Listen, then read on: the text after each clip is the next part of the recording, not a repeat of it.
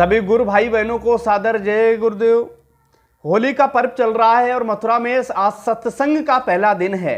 आज के सत्संग में पूज्य महाराज जी के मुखार बिंदु से कहे सत्संग को पहले आप सुनिए। देखो, गंगा माई जो है सबका पाप धोती है, तो ये सबसे गंदी है। जब सबका पाप लेती है तो बड़ा बोझा इनके ऊपर। इनको देवताओं की सभा में अब नहीं रखना चाहिए। जैसा कि आपने सुना, हम सभी लोग अपने पापों को करते हैं और पापों को धुलने के लिए गंगा मैया में स्नान करने जाते हैं, लेकिन सही मायने में क्या हमारे पाप धुल पाते हैं या वापस हमें उन पापों को भोगना पड़ता है? आज के सत्संग में सुनिए, वीडियो के आखिर तक बने रहिए।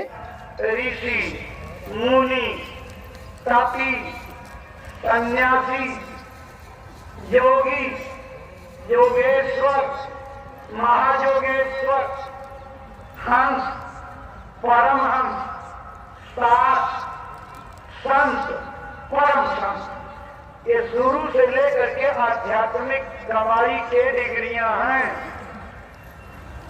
जो लोग ऋषि, मुनि, सन्यासी, तपी, योगी, योगेश्वर, महायोगेश्वर आदि अक्षरों तक की कमाई करते हैं, उनको लौट करके इस मृत्यु लोक में आना पड़ता है। कल महाराज जी के सत्संग में आपको सुनने को मिलेगा, तीसरे पद के पार जाने वाली जीवात्मा जब अंदर के मान सरोवर में स्नान करके चारों कपड़ों को उतार देती है, निखालिस हो जाती है, तब जाकर के आवागमन से मुक्त होती है, उसके पहले नहीं। तो जिनकी किताबें भरी पड़ी हैं, जिनका आप गुणगान करते हो और जय जयकार करते हो और उनसे आशा करते हो कि कुछ दया कृपा इनकी हमको मिल जाएगी, वो जो है जब खुद नहीं छूटे तो आपको कैसे छुड़ाएंगे? जब खुद नहीं छूट पाए तो आपको कैसे छुड़ाएंगे? भाई बहनों, बड़ा विचित्र देश है।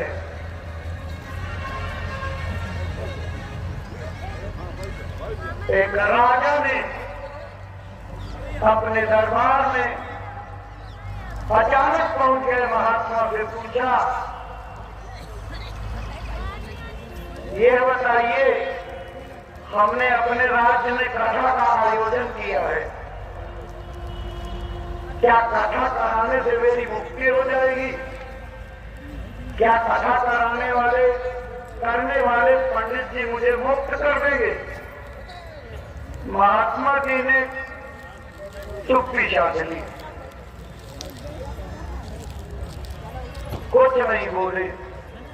राजन, इस प्रश्न का उत्तर अगर लेना है तो मेरी बात माननी पड़ेगी। मान गए आपकी बात, कहना ऐसे नहीं, 3 बार कहो कि जो मैं कहूंगा उस आदेश का पालन करोगे।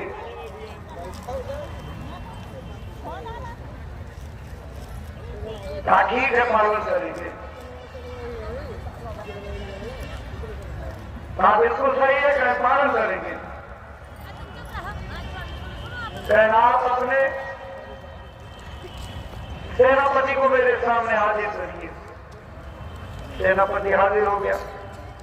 सेनापति को कहा कि सेनापति, तुम राजा को पकड़ करके इस खंबे से बांध दो। अब वो तो घबरा गया। राजा जिनके आश्रित रह करके हम इतना जीवन गुजारते रहे, उन्हीं को बांधे कैसे? राजा ने संकेत किया कि तुम बांधो जो है। राजा का इशारा पा करके खंबे से बांध दिए गए। राजा ने कहा कि वजीर को बुलाओ। वजीर हाजिर। कहा, सेनापति, इस वजीर को उस खंबे से बांध दो। वजीर तो बड़ी चीज होती है, वो भी डरो थे। वजीर ने भी इशारा किया कि बांधो तुम। राजा का रुख देख करके वजीर इस खंबे में बच गया, राजा इस खंबे में बच गया। महात्मा जी ने झटका मार करके हंसा और हंसने के बाद कहा, राजा साहब आप तो बंधन में हो, तेरा राजा खंबे में बना हुआ है, तेरे देश के ये खंबे में बढ़ रहा है, तू जल्दी कर अपने राजा को बंधनमुक्त कर। मंत्री ने कहा, महात्मा कैसी बात आप करते हो, मैं खुद बड़ा हुआ, मैं इनको कैसे जो मुक्त कर सकता हूं। राजा राजा साहब आपने अपने जीवन भर इस मंत्री को आदेश देकर के काम कराया, आज तुम्हारा मंत्री इस खंडे से बंधा हुआ है, जल्दी करो दया करके राजा साहब इसको बांधने से निकाल दो, बंधन मुक्त कर दो। राजा ने भी हाथ जोड़ लिए, कहे महाराज मैं तो खुद बड़ा हूं। कहे राजा यही तेरे सवाल का जवाब है, जो खुद बंधे हुए हैं, खुद बंधन में हैं, खुद 84 और नरक की सीमा में हैं, कर्मों के बंधन के दायरे में हैं, ये तुम्हें कैसे मुक्त कर सकते हैं। अगर मुक्त होना है तो जो जीवन मुक्त हो चुका हो, कर्मों के बंधन को पार कर चुका हो, जन्म मरण की पीड़ा के पास अपने मौत पर विजय प्राप्त कर, उसकी खोज करो, उससे तुम्हारी मुक्ति होगी। ये जितने भी सब फैला हुआ है चारों तरफ, जप तप संयम नियम अपारा, ये श्रुति का शुभ धर्म आचारा, जितने कर्मकांडों के फैलाव हुए हैं इस देश में और सारी दुनिया उसमें मशगूल है, सब कर फल हरि भगति सुहाई, असो बिन संतन का उपाय। इन सब का परिणाम अंतिम रिजल्ट भक्ति है, लेकिन ये भक्ति आज तक का इतिहास है, बिना संत के किसी को नहीं मिली है। इसलिए मत भरो कर्म कांडों की ओर। आचार विचार आपको पुण्य तो दे सकते हैं, लेकिन पुण्य कर्म शुभ कर्म भी बाधक है।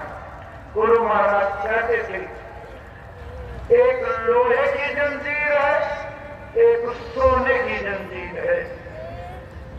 बुरे कर्म उनका परिणाम भोगना ये लोहे की जंजीर है, और शुभ कर्म और उनका परिणाम भोगना ये सोने की जंजीर है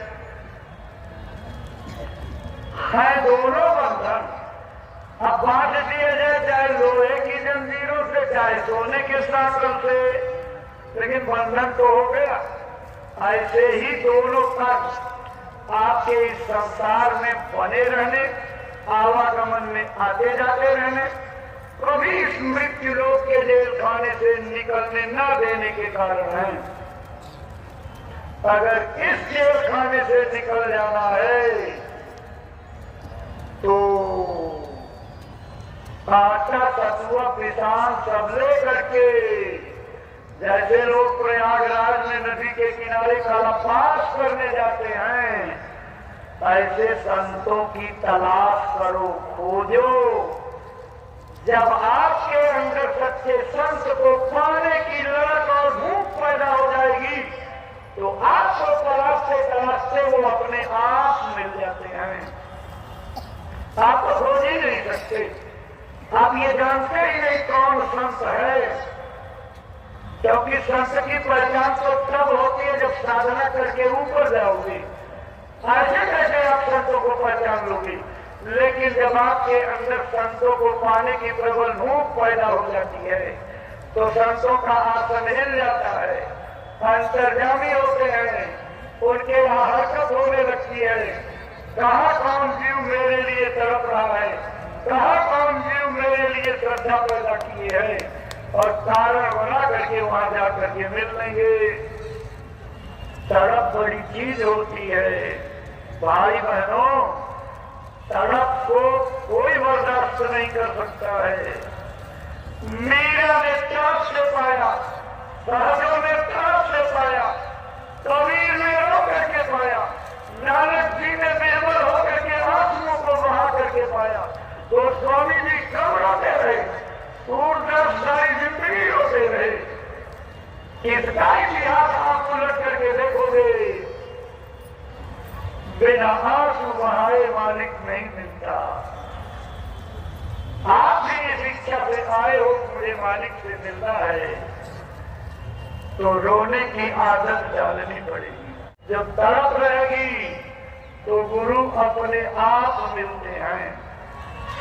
मीरा को रैदास गुरु तड़प से मिले थे। इसकी एक लंबी कथा है, लेकिन संक्षेप में आपको याद कराएंगे। पहले भी हम आपको याद करा चुके हैं। जैसे ये काशी का उसका कुंभ लगा प्रयास था, इसी तरह से उस समय की सांस्कृतिक राजधानी काशी हुआ करती थी। वहां एक कुंभ जैसा आयोजन लगा। मीरा की नानी अपने घर के लोगों की मन मर्जी के खिलाफ उस कुंभ में स्नान करने आई। राजमहल की थी, इसलिए जो है सब सोने हीरे के कंगन लेकर के आई थी। और जैसे नहाने गई, देखो गुरु कार्य कैसे बनाते हैं। डुबकी लगाते ही एक हाथ का कंगन निकल करके नदी में चला गया। जब बाहर निकली तो देखा एक ही कंगन। बहुत परेशान, घर के लोगों की मर्जी के खिलाफ आवे और अपना कोई सामान गायब हो जाए तो घर में क्या जो है दिक्कत होगी, कितनी परेशानी, ये वो जानता है जिसका कोई सामान कभी गायब हो गया हो। बहुत परेशान हुआ, धिक्कार मार करके रोने लगी। बड़ा कीमती था, दौलत का क्या चीज होती है, न जाने कितने जो है लट्ठा हार के बराबर। रैदास जी का एक चेला जो है उनकी रुलाई को सुन करके पिघल गया। उसने समझा इनको कोई किसी तरह की मानसिक या शारीरिक तकलीफ होगी। तो जैसे आप किसी की तकलीफ में कह देते हो, अरे भाई मेरे गुरु महाराज के दरबार में चलो, वहां तुमको गुरु महाराज की दया मिल जाएगी। तो भोले भगत ने कहा कि माई, मेरे गुरु जी वहां शहर में रहते हैं, तुम्हारी कोई तकलीफ होगी तो गुरु जी हमारी सब तकलीफें लोगों की दूर करते हैं, बहुत लोगों की दूर कर चुके, तुम नहीं चलो। तो उसके कहने पर आई और पहुंच गई। तो चेले ने परिचय कराया, महाराज इस गंगा नहाने आई थी, वहां ये रो रही थी, तो हमने समझा कि आपके पास पहुंच जाएगी, जिसकी दुख तकलीफ आप जाके पहले दूर कर दोगे। चेला अर्ज करके किनारे हो गया। तो रैदास जी ने जूता गांठना बंद करके बैठ गए और पूछा, माई क्या तकलीफ है? तो उसने सब आप भी टीका सुनाई। अच्छा, बात तो जमती नहीं है। गंगा को लोग मां कहते हैं, मां कभी चोर नहीं हो सकती। आप कहती हो गंगा मेरा कंगन ले गई, तो गंगा चोर नहीं है, वो मां है, मां कभी चोर नहीं हो सकती। तुम ऐसा करो, जाओ गंगा से मांग लेना कि मेरा कंगन दे दो, अगर चोर नहीं है तो लौटा देगी। लेकिन ये बात उसके मन में उतरी नहीं।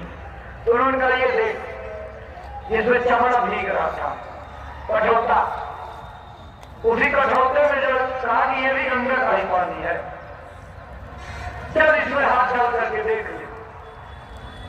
तो भी उसकी हिम्मत नहीं पड़ी। रैदास जी ने अपना हाथ पकड़ करके उसका और उठा दिया और उसमें डाल दिया। और जब ऐसे एक बार टटोरा तो उसका कंगन उसमें मिल गया। देख करके रैदास जी का मिला लो, वही तो, नकली तो नहीं। देखा बिल्कुल एकदम बराबर। हाँ महाराज, बड़ी कृपा हो गई, मैं तो घर में बिगड़ी जाती बहुत। आप बदली एक कंगन जानबूझ करके तेरा गायब किया गया था, तेरे ऊपर दया करने के लिए। तो बैठ जा, मैं रास्ता बता देता हूँ, नाम दान ले, भजन करना और तेरा काम बन जाएगा। रास्ता लेकर के गई और जैसे आप ओढ़ करके भजन करते हो, इसी तरह की नाम योग साधना में यही सबने बताया। चद्दर ओढ़ करके कानों को बंद करके भजन करो। संयोग से वो भजन की मुद्रा में ऊपर जाने आने लगी। एक दिन मीरा नानी के घर आई और नानी के बगल सो गई। रात में जब उन्होंने देखा कि बच्ची सो गई, उठ करके बैठ गई, बिस्तर पर कान में अपनी डाल करके भजन करने लगी। मीरा को नींद खुली तो देखा हाँ नानी बैठी हुई है, तो अपनी अंगुली से पेट में चौंक चौंक करके नानी, हे नानी, नानी। अब नानी यहाँ हो तो बोले, नानी तो निकल गई ऊपर। अब उसकी नींद खत्म, क्या हो रहा कुछ समझ में नहीं। बड़ी देर के बाद जब हरकत शरीर में हुई तो मीरा ने कहा नानी ये तू क्या कर रही थी? कहा भजन कर रहे भजन। मीरा ने कहा भजन? तुमने तो कोई घंटा बजाया नहीं, घंटी बजाई नहीं, शंख बजाई नहीं, टुनटुनियां बजाई नहीं, ये कौन भजन है? कहा बच्ची ये भजन दूसरा है, इस भजन में बाजे गाजे की जरूरत नहीं, ये ऊपर से अपने आप इस खोपड़ी में उतरते हैं।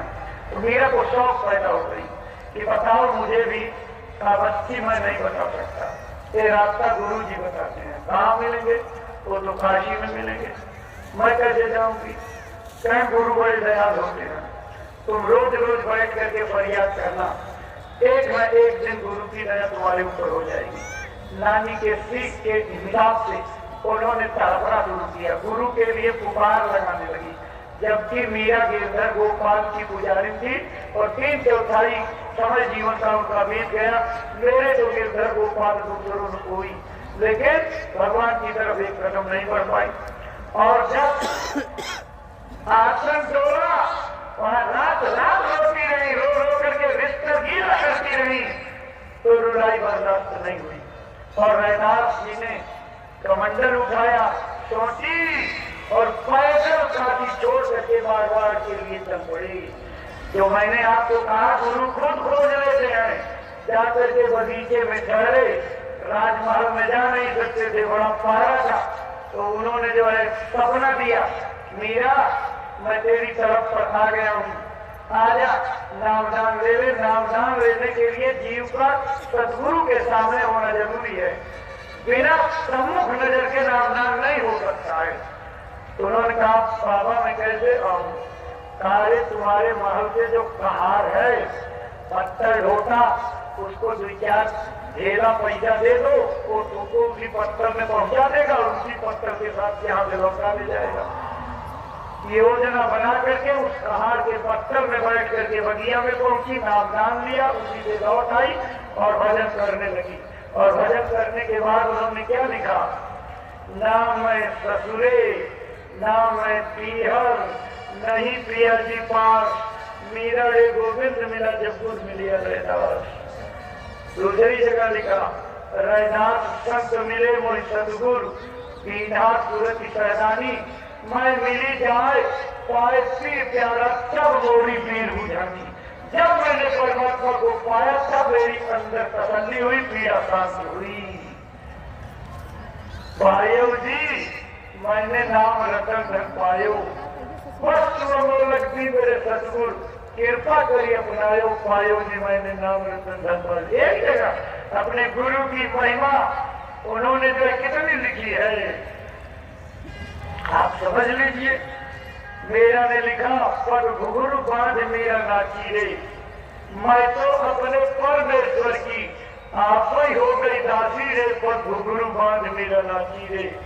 नाम दिए वही गुरु रह जाता जब काशी के बासी रे, पर घुघरू बांध मेरा नाची रे। देश का प्यारा नारा भेजा पीवत मेरा हाशी रे, पर घुघरू बांध मेरा नाची रे। साफ पिटारा नारा भेजा और शालिग्राम भर साची रे, पर घुघरू बांध मेरा नाची रे।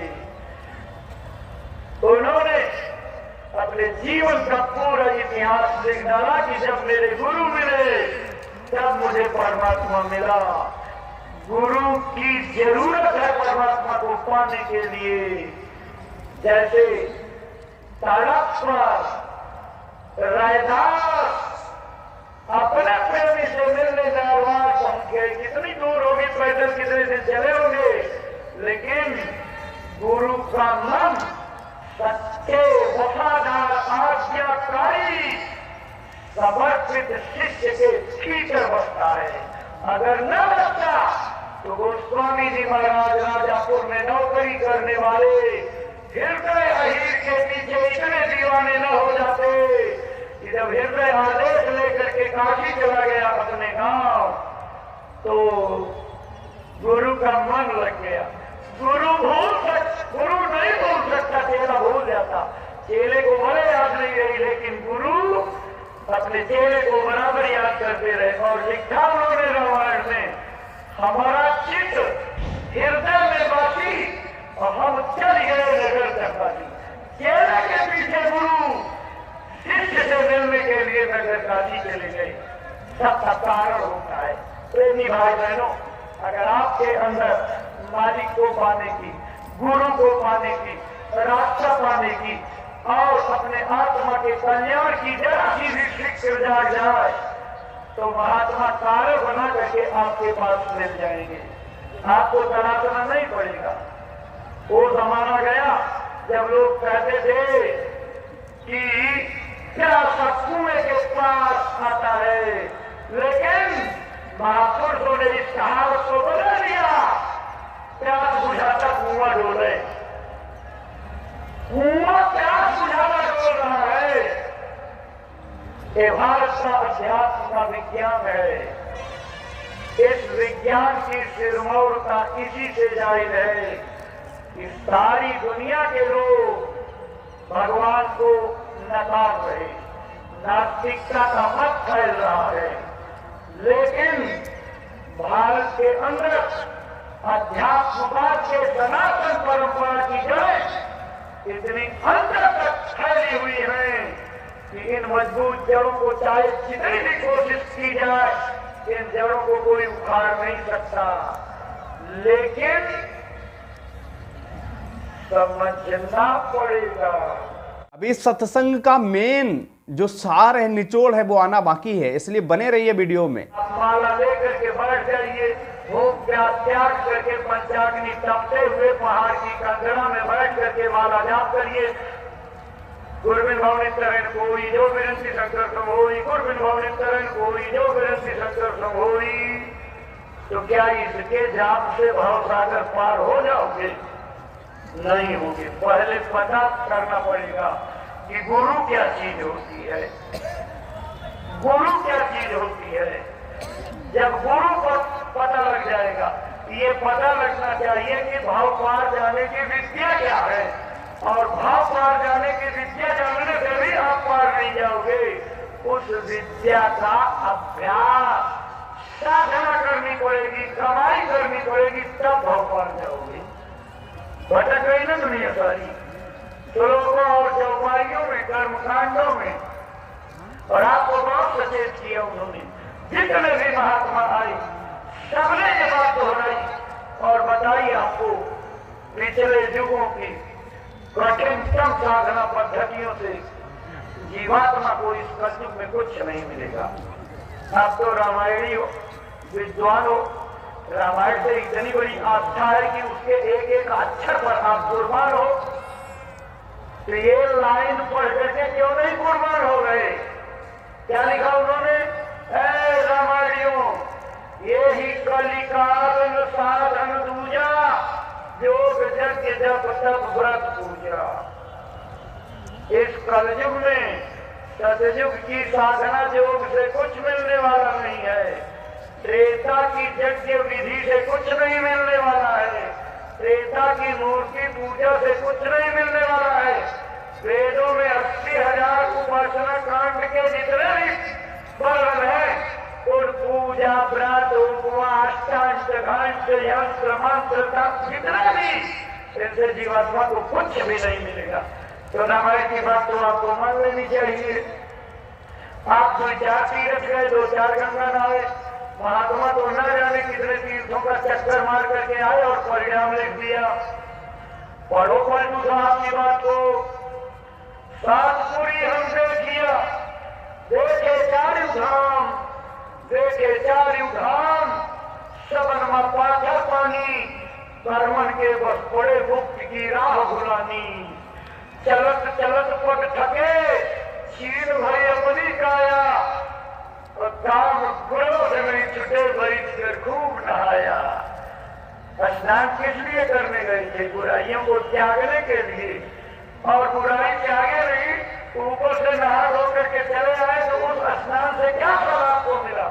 ये स्नान तीर्थ बुराइयों को त्यागने के लिए बनाए गए थे कि नहा करके अपनी बुराई गंदगी को यहाँ डाल जाना, शरीर के साथ मत ले जाना। लेकिन तो आप 10 लाख निकले, तीरथ गए 3 जना, चित्त चंचल मन चोर, एकदम पाप न काटिया दिन मन 10 और बोझा लाद के चले आए। इसीलिए भारत में परंपरा बिगड़ती और चली गई। जो लोग काशी, बनारस, चारों धाम, हरिद्वार, गंगा सागर, द्वारिका, पुरी, रामेश्वरम से लौटते हैं, मैं बड़ी फैक्ट बात बता रहा हूँ, 100% शायद सही नहीं हो, लेकिन जो लोग इन धामों की यात्रा करके आते हैं, पहले की अपेक्षा और बेईमान, पहले की अपेक्षा और क्रोधी, पहले की अपेक्षा क्यों जानते हैं? इनको ये पता लग जाता है कि अब मेरी पीठ पर लाइसेंस मिल गया है। चाहे जितनी झूठ बोलो, चाहे जितना कपट करो, चाहे जितना छल करो, चाहे जितना चोरी करो, चाहे जितना किसी का धन हड़प लो, क्योंकि तुम लाइसेंस लेकर के आए हो। जिसके पास लाइसेंस उसको कुछ नहीं बिगड़ेगा, इसीलिए तो सब बिगड़ता जा रहा है। आप गए थे वहां जो पाप धोने के लिए, आप अपनी बुराइयों को त्याग करके लौटने के लिए, और एक पाप नहीं काटा और लाद करके ले आए, तो गंगा का दोष है। गंगा का दोष है, गंगा माई का दोष नहीं है। देवताओं की सभा हो रही थी तो एक बार कई देवताओं ने गोल बनाया। अब समझ लीजिए, जो लोग नेक रास्ते पर संगत के आदेश निर्देशों पर नहीं चलते, वो इसी तरह की गोल बना करके इस तरह की बातें फैलाते हैं। क्या फैलाया? देखो, गंगा माई जो है सबका पाप धोती है, तो ये सबसे गंदी है। जब सबका पाप लेती है तो बड़ा बोझ है इनके ऊपर। इनको देवताओं की सभा में अब नहीं रखना चाहिए, इनको निकाल करके बहिष्कृत कर दीजिए, क्योंकि ये सबसे पापी हैं। प्रस्ताव पास हो गया तो लोगों ने कहा बुलाओ गंगा माता को।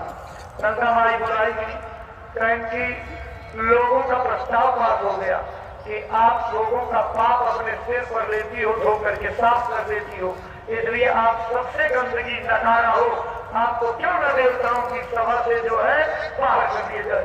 लो, ऐसे लोगों के प्रस्ताव पर 105 नोटिस जारी हो गया। कारण बताओ कि कैसे क्यों न निकाल दिया जाए। गंगा माता ने हाथ जोड़ कर क्या, बात तो इनकी बिल्कुल 100% सही है कि मैं सबका पाप धोती हूँ, लेकिन मेरी बात पर आगे आप लोगों ने विचार नहीं किया।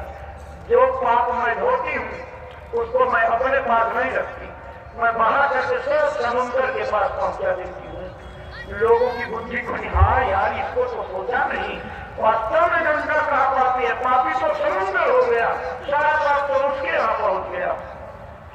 समुद्र चला गया, समुद्र को जवाब देने का मौका मिला, अपना जवाब दो। समुद्र ने कहा बिल्कुल सही, गंगा सबका पाप धोती, बहा करके मेरे पास पहुंचा देती, अब मैं अपने पास कहाँ रखता? मैं तो गर्मी से बातचीत करके सबका पाप बादल देवता को दे देता, वो बादल देवता लेके जाते हैं। कहा हाँ बिल्कुल, न गंगा पापी न समुद्र पापी, पापी तो जो है बादल देवता बड़ा। अब मेरे देव बुलाए गए कि आपको अब जो दरबार से बाहर किया जाएगा। क्या कर दीजिए, आपका फैसला सब मंजूर, लेकिन मेरी बात को तो सुन लीजिए। क्या बताइए, क्या गंगा पाप होती, भेज देती समुद्र के पास, समुद्र बातचीत करके मुझ में मिला देता, और मैं कहा अपने पेट में रखता। मैं तो गाँव गाँव, गली गली, पहाड़ पहाड़, नदी नदी घूम कर जिसका पाप उसका पाप, जिसका पाप उसका पाप सब बर्ता करके चला जाता हूँ, वापस कर देता हूँ, जिसकी पूंजी उसके पास लौटा देता हूँ। तो जैसे थे वैसे रह गए। तो भाई बहनों, पाप पानी से धोने से जाएगा, पाप जमा कहाँ होता ये तो आपने जाना नहीं। जहां पाप जमा होता वहां पानी पहुंचता नहीं, वहां पानी नहीं पहुंचता, ये गंगा जल नहीं जाएगा। वहां ये जितने उपाय आपके वहां पहुंचते ही नहीं। वो कहां जमा है? ये दोनों हाथों के ठीक पीछे अंतःकरण की चादर पर, जिसको मन रूपी शीशा कहते हैं। इस मन रूपी शीशे को जब तक साफ नहीं करोगे तब तक भक्ति नहीं कर सकते। तो स्वामी जी की लाइन को पढ़िए, श्री गुरु चरण सरोज रज निज मन मुकुर सुधार वर्णम रघुवर विमल जसोदाय प्रचार। पहले मैंने गुरु के चरण कमलों की धूल, उनके चरण कमलों की धूल का प्रसाद लिया, अंदर के चरण कमल को जागृत किया, मन रूपी शीशे की गंदगी को बिल्कुल चमका दिया, तब जाकर के राम की भक्ति और राम की भक्ति करके मुक्ति और मोक्ष क्या पदार्थ पाने का वर्णन कर रहा हूं। और आप बिना हाथ खोले भगवान को पाना चाहते हो, कैसे मिलेगा? महात्माओं ने कहा, ये कपाल की चारों फूटी, आपके पास जितनी आंखें सब फूट गई है। भगवान सबके अंदर बैठा हुआ है। कैसे बैठा है? महाराज जी सुनाते हैं, कल भी सुनाएंगे। एक लाइन आपको याद करा देते हैं। ज्यों तिल माही तेल है, ज्यों चकमक में आग, तेरा साई तुझ में जाग सके तो जाग। जैसे तिल में तेल है, पत्थर में अग्नि है, ऐसे ही तुम्हारा परमात्मा तुम्हारे अंदर है, जाग करके उसको पालो। अब जैसे तिल में तेल है, तो तिल का 2 किलो बीज खरीद लाइए और रोज शाम को खाने पीने के बाद 1 घंटा तिल के बीज को हाथ पर रगड़िए, तो हाथ में तेल दिखाई पड़ेगा। हाथ में तेल का लेप हो पाएगा। भाई बहनों, आपको व्यवहारिक चीज बता रहे थे कि तिल के बीज से तेल आपके अंदर नहीं आएगा। और मान लीजिए जिन लोगों के इलाके में पत्थर बहुत होता है, नदियों में बहकर आते हैं लोग, उठा करके शंकर भगवान की शालिग्राम बना करके पूछते हैं। वो तो ऐसे नदी में घूमते घूमते घूमते घूमते उनके पत्थर घिसते घिसते और गोल मटोल हो जाते, तो लोग शालिग्राम बना करके पूछते। ऐसे पत्थरों को एक झोला भर लाइए, अपने चूल्हे में लगा दीजिए और ऊपर भगोना चढ़ा करके चावल दाल डाल दीजिए और भात पाक करके बैठ जाइए। तो क्या पत्थर वाली आग से चावल दाल पकेगा? नहीं पकेगा। अगर तिल का तेल निकालना है तो उसको चक्की में ले जाकर के पेरना पड़ेगा, और जब पेरा जाएगा तिल को तेल पेर कर निकले, जब तिल को पेरा जाएगा तब उसमें से तेल निकलेगा। ऐसे पत्थर को पत्थर से जब टकराया जाएगा, घर्षण किया जाएगा, तब अग्नि प्रकट होगी। ऐसे ही भगवान बैठा हुआ, लेकिन योग की अग्नि को प्रकट करने के लिए अभ्यास करना पड़ेगा, रगड़ना पड़ेगा। जैसे चंदन की शीतल लकड़ी को रगड़ करके उसमें आग पैदा की जाती है, अति संघर्षण करे जो कोई अनल प्रकट चंदन पे होई। ऐसे ही जब बैठ करके यहाँ रोज रोज रगड़ करोगे, रोज रोज आप अपनी जीवात्मा को जगाने का यत्न करोगे, जैसे महाराज जी बताएं उसी तरह से ध्यान और भजन करोगे, तब योग की अग्नि प्रकट होगी। और योग की अग्नि प्रकट होते ही ये सब कर्मों की गंदगी का ढेर खत्म हो जाएगा, अंतःकरण दम दम दम दम दमकने लगेगा, तब परमात्मा का दर्शन होता है। इसलिए भगवान तो छिपा बैठा है, घट में है, सूझे नहीं, लानत ऐसो जिंद, गोस्वामी संसार को भयो मूर्ति अबिंद। पढ़ो तो रामायण में कितना इशारा उन्होंने किया, लेकिन उसको पढ़ करके आप असली जगह पहुंच नहीं पाते। उन्होंने कहा कि मुकुर मलिन और नयन विहीना राम रूप देखेंगे मीना, जिनके अंतःकरण गंदे हैं और जिस आंख से परमात्मा देखा जाता है वो नयन विहीन है, नेत्रहीन है, तो भगवान के रूप का दर्शन कैसे करेंगे? तो जब तीसरी आंख से दृष्टि खुलेगी तब परमात्मा का दर्शन होगा। घबराइए मत, कल ही, ज्यादा देर नहीं, कल ही इस दिव्य दृष्टि को खोलने का रास्ता पूज्य महाराज जी बताएंगे। और बताई हुई तरकीब से जब करने लगोगे ना तो जिंदगी भर की गई पूजा पाठ सब किनारे धरी रह जाएगी। और जब चलोगे यहाँ से ऊपर की ओर, वो बाग बगीचे, वो नदी नाले, वो सैर सपाटे, वो पहाड़ घाटियां, पर्वत बर्फीले, क्या आप सब दुनिया भूल जाओगे। ये जो रात रात मोबाइल चादर तान करके करते हो, ये सब कचरा है, कचरा। जब अंदर का संगीत आपके अंदर जो हो रहा सुनोगे तो मस्त हो जाओगे, भूल जाओगे। इतनी बड़ी विद्या का खजाना कल महाराज जी बांटेंगे। इसलिए अपनी दिव्य दृष्टि खोल करके उस परमात्मा को पाने का मार्ग कल मिलेगा। लेकिन इसकी प्रारंभिक तैयारी तो आप कर लीजिए। पढ़ने के पहले बस्ता उस्ता तैयार करके किताब उताब लेकर के तब स्कूल जाओगे ना, तो खाली स्कूल पहुंच जाओगे, मास्टर पढ़ाने लगेगा, किताब है ही नहीं, लिखने की कॉपी है ही नहीं, से ही रोशनाई वाली कलम है ही नहीं, तो लिखोगे पढ़ोगे क्या? पहले उसकी व्यवस्था बनाओ, इंतजाम करो। तो इंतजाम क्या करना है? सबसे पहले अपने मन में ये ठान लेना है, इस अध्यात्मवाद की पढ़ाई की पहली लाइन है, भगवान के भजन और भक्ति के लिए मानवतावादी, शाकाहारी, नशा मुक्त होना बहुत जरूरी है। ये आचरण में उतारना पड़ेगा। उसके पहले अपना जो भी काम हम आप करते हैं, कल महाराज जी भी इसको याद कराएंगे, खेती का, दुकान का, दफ्तर का, इसको मेहनत, ईमानदारी, सच्चाई के साथ करो।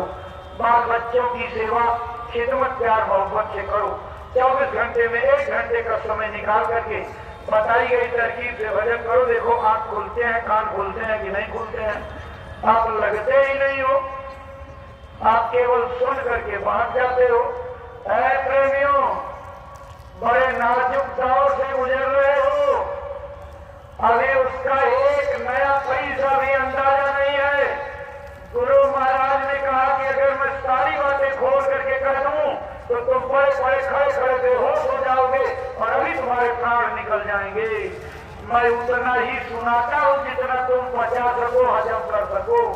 लेकिन ये मेरी बात मान लो, तुम्हारे कर्मों की वजह से वो बुरे दिन आने वाले हैं, वो बुरे दिन आने वाले हैं, वो महामारियां फैलने वाली हैं, तुम्हारी दवाई और अस्पताल सब फेल हो जाएंगे, तुम्हारी भौतिक विद्या और इस विद्या का अहंकार सब खराब हो जाएगा और तुम कोई कामयाबी नहीं।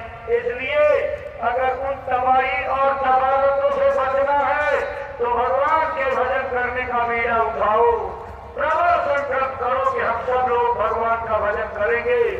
अंत में यही करना पड़ेगा, कोई सहारा नहीं होगा, किसी का पुण्य काम नहीं आएगा, सब किनारे धरा रह जाएगा। मजबूर होकर के संतों के पास भाग करके आना पड़ेगा। अभी तो गली गली गोरख फिर रहा है, लेकिन जब अंदर का आनंद देने वाला मैं खाना चालू होगा तो अमृत पीने के लिए लोग दौड़ पड़ेंगे। आप अपने भीतर छिपे हुए अमृत को पहचानते नहीं, महात्मा तो चाहते हैं, लेकिन हम सब लोग जल्दी करना चाहते हैं। आज ही बैठे, आज ही रिजल्ट आ जाए। क्या पढ़ाई में आज ही रिजल्ट आ जाता है? साल भर घिसनी घिसनी पड़ती है और उसमें भी कैटेगरी होती है, कुछ टॉप करते हैं, कुछ फर्स्ट डिवीजन, कुछ सेकंड, कुछ थर्ड, कुछ फेल हो जाते हैं, कुछ तो इतने निकट होते हैं कि 4-4 साल उसी कक्षा में। तो ये आपको तय करना है कि मैं इस स्कूल में भर्ती हुआ हूं तो टॉप करने के लिए, फर्स्ट डिवीजन पास होने के लिए, सेकंड डिवीजन पास होने के लिए। अब सब तो टॉप नहीं कर सकते क्योंकि सबके स्वभाव अलग, सबकी करनी अलग, सबके भाव अलग, सबके सेवा अलग, तो कैसे एक तरह से आओगे? भाग्य भी अलग सबका, एक साथ में अलग। लेकिन कामोदेश अगर अभ्यास करते रहोगे तो जिनके संस्कार अच्छे होंगे वो काम कर देंगे, जिनके संस्कारों में शुभ कर्म ज्यादा होंगे, कुछ बुरे कर्म होंगे, वो फर्स्ट डिवीजन आएंगे। जिनके में दोनों की लगभग समानता होगी, आधे बुरे आधे अच्छे, वो सेकंड आ जाएंगे। और जो है बुराइयों की भरमार होगी वो थर्ड होंगे। और जो बुराइयों से भी गए गुजरे कचरे का कचरा लादे होंगे वो तो एकदम से कई साल एक ही क्लास में बिताएंगे। अब आपको तय करना है कि हम गुरु के विद्यालय के किस स्तर के विद्यार्थी बनेंगे। हम स्कूल में टॉप करेंगे कि हम फेल हो जाएंगे, कि उसी कक्षा में 4 साल वही पटनी लेकर के लिखते रहेंगे। यह आपको तय करना है। धारा बदलिए, दौर दौरा पतन का चल पड़ा। इस पतन के दौर दौरा में जहां सारी दुनिया गिरती जा रही है खंडक में, ऐसे सत्संगियों अगर आप विचार नहीं करोगे तो इस पतन के दौर में आप भी माया की छाया के द्वारा लौट करके खंडक में गिर जाओगे। बचाओ अपने को, बचाओ अपने परमात्मा को, बचाओ अपने जीवन की पूंजी को, बचाओ अपने सेवा के सौभाग्य को, नहीं तो सदा के लिए किंग कर्तव्य विमूढ़ हो करके आप भटकोगे। गुरु तो बच्चे इंतजार कर रहे हैं कब प्रेमी बन के जाओ और पकड़ करके आप उन्हें ले चले, लेकिन आप हो कि आनाकानी कर रहे हो। कितना गुरु जी जबरदस्ती आपको पकड़ करके स्कूल में ले जाना चाहते हो, लेकिन माई बाप अच्छी तरह जानते हैं जो जिद्दी बच्चा होता है स्कूल नहीं जाता ना, तो जब उठा करके टांग लेते हैं, अपने पैरों को लुंज पुंज कर देते, नीचे रखुआ हो गया, खड़ा करते धड़ाम से गिर जाता है। वही दशा हम लोगों की है। गुरु कोशिश करके हमको चाहते हैं कि जोश हो, ताकत आवे, रफ्तार बढ़ाओ, चल पड़ो, लेकिन आप भौतिक साधनों से भी प्रेरणा नहीं ले पा रहे हो। आगे कितना खतरनाक वक्त है इसका अंदाजा महापुरुषों की दिनचर्या से निकालना चाहिए। आपने देखा अभी सीतापुर हरदोई में 1-1 बजे 2-2 बजे से उठ करके और चीजों पर दया करने के लिए पूज्य महाराज जी ने कितनी मेहनत की है। क्या कोई कर सकता है इस तरह की मेहनत? गुरु महाराज की दया और कृपा से इतना परिश्रम करके जो जन जागरण किया है, इतिहास बन गया भाई बहनों। जो लोग किसी प्रकार के बहकावे भ्रमभ्रांति के शिकार थे उन्हें अपनी गलतियों का एहसास हुआ और नए लोगों के अंदर गुरु महाराज की अमर वाणी का भोजन उछला है। लोग बड़े बड़े बुद्धिजीवी भजन कर रहे हैं और भजन करके अपने अनुभव बता रहे हैं कि बड़ी दया हो रही है। आप ऐसे ही पड़े रह जाओगे। स्वामी जी महाराज ने पहुंच करके कहा प्राण बोलो। लोग देखे मंच की ओर, स्वामी जी तो है नहीं। कहा बच्चों पीछे मुड़ जाओ। देखा तो पीछे स्वामी जी। कहें देखो आगे वाले पीछे, पीछे वाले आगे हो गए ना।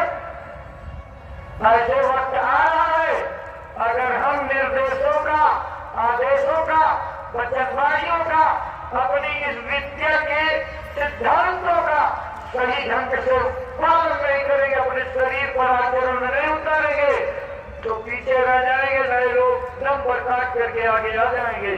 स्वामी जी ने कहा तुम झगड़ा करते हो आगे आने के लिए, देखो इंतजाम कर दिया।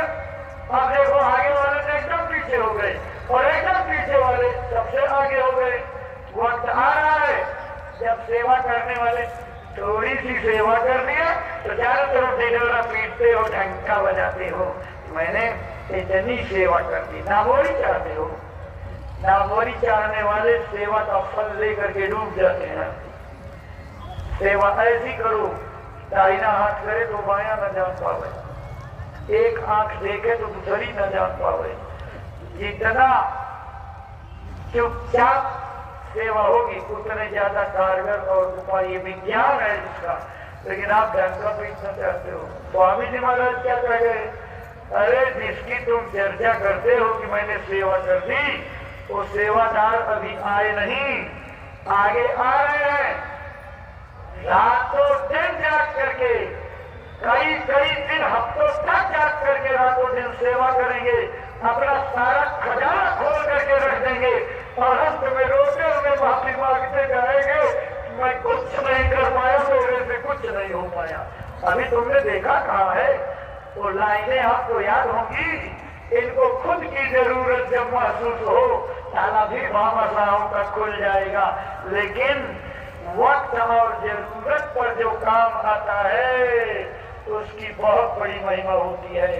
वक्त निकल जाने के बाद आप सब कुछ करने को तैयार हो जाओगे तो क्या बात रहेगी। इसलिए अभी वक्त है, अभी समय है, अभी आदेश पर आदेश हो रहा है, एक आदेश के बाद दूसरा, बजाते जाओ बजाते जाओ। कल आपको हमारे राष्ट्रीय उपदेशक जी ने भल्ला साहब की कहानी आपको याद कराई, सेवा पर सेवा, सेवा पर सेवा, सेवा पर सेवा। है भाई बहनों, ऊबना नहीं, थकना नहीं, मन को खराब मत करना। आदेश हमारे जिंदगी के हित के लिए हो रहा है। इस अंदरूनी हित को आप भौतिक बुद्धि से नहीं समझ पाओगे। महात्मा बच्चों का भी खेल खेले तो उसमें बहुत बड़ा राज होता है। कभी अपनी अकल मत लगाना, वो कर्म की रेख पर देख मार दिया करते हैं, लेकिन कब? जब समर्पण की सच्ची भावना होगी तब। ऐसे चलते फिरते रास्ते में रेख पर रेख मारते चले तो फिर उनकी क्या महिमा रह जाएगी? उनकी अपनी जो महिमा है वो एक निश्चित पैमाना है, उस पैमाने पर ही लागू होता है। इसलिए देखो भाई बहनों, जो जो आदेश हो रहे हैं आप खुद इस पर मनन करिए कि क्या हम उस आदेशों का पालन अच्छा सा कर रहे हैं। कई वर्ष पहले एक एक गांव गोद ले करके और गुरु महाराज के संदेशों को पहुंचाने का आदेश हुआ था। जब विपत्ति आएगी तो चिल्लाओगे कि मैंने ये गांव गोद लिया था, वहां तो पूछेंगे कौन सा गांव गोद लेकर आपने किया, तो हाथ झाड़ करके खत्म कर दोगे कि हमने कुछ किया नहीं। ये आपकी भलाई के लिए आदेश हुआ है। इसी में सारा परमार्थ, सारी दुनिया की बरकत, गृहस्थी के फलने ढूंढने का कारण छिपा हुआ है। एक बार में सारी दवाई, लेकिन आप इसको कर नहीं रहे हो, लापरवाह हो।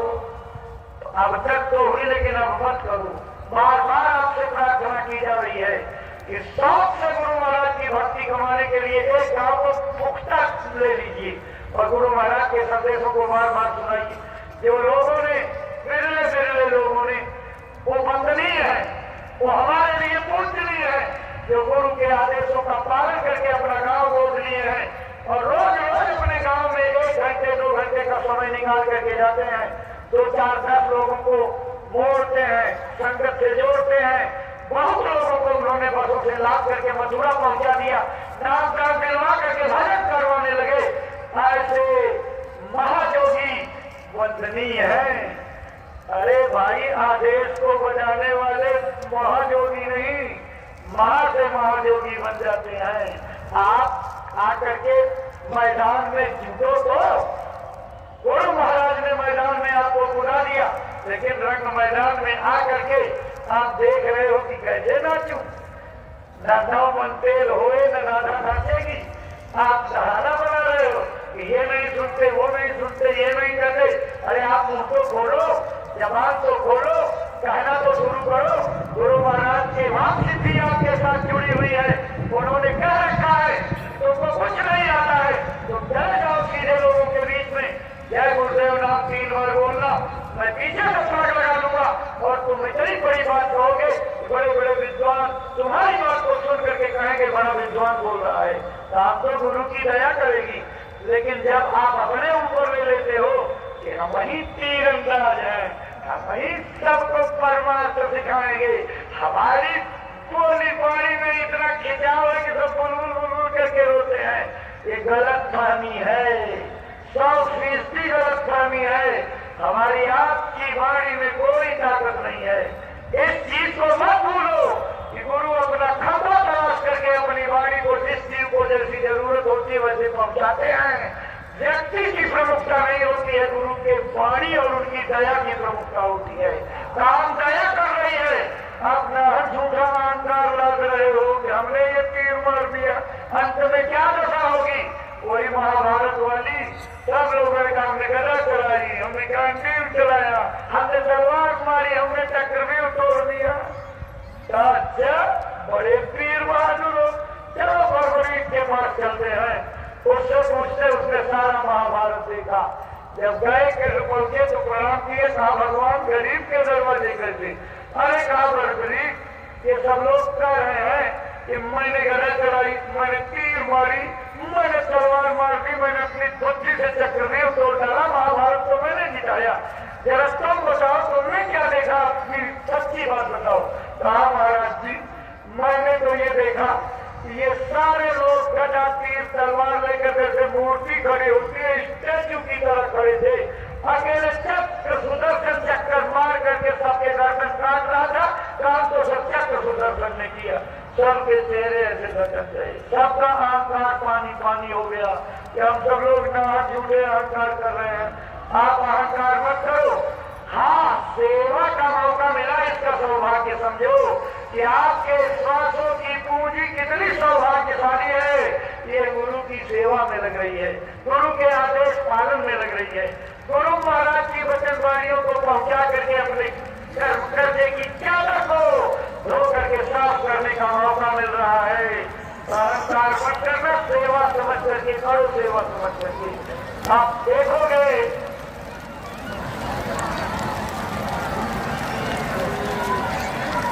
रुक जाइए, जल्दी मत करिए। अब चंद बूंदों से आप घबरा जाओगे। अरे भैया, इतनी जल्दी? 2-4 बूंदों से आप इतना घबरा गए? यदि आज का सत्संग वीडियो आप सभी लोगों को पसंद आया है तो हमारे इस चैनल को सब्सक्राइब कर लीजिए, इस वीडियो को लाइक करें और भी प्रेमी भाई बहनों तक हमारा इस वीडियो को पहुंचाएं ताकि वो भी घर बैठ करके सत्संग का लाभ ले सकें। और 3 दिन तक निरंतर सत्संग होने वाला है। आप सभी लोगों को इस चैनल पर हर दिन का सत्संग मिलेगा। तो बहुत बहुत धन्यवाद सभी गुरु भाई बहनों को। जय गुरुदेव।